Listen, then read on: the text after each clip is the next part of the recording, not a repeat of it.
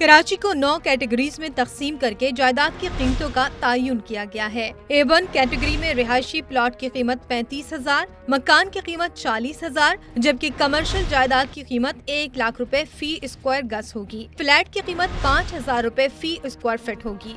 Civil Line, Dhoraji, Clifton, Garden East, Defence Phase 1, Phase 2 और 3A1 category में शामिल होंगे।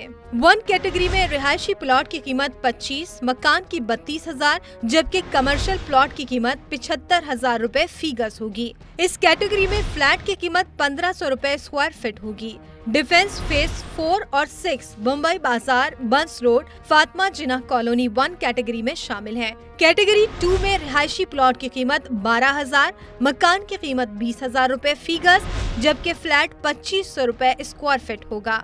Defence housing scheme Malir, federal B area, Firdous colony category 2 में शामिल है। कैटेगरी 3 में रिहायशी प्लॉट की कीमत 6,000 रुपए फी स्क्वायर गज होगी। Buffer zone, KDA scheme 7, Darakhsha cooperative society और दिल्ली कॉलोनी कैटेगरी 3 में शामिल है। इस्लामाबाद के ब्लू एरिया में कमर्शियल जायदाद की कीमत दुगनी कर दी गई है।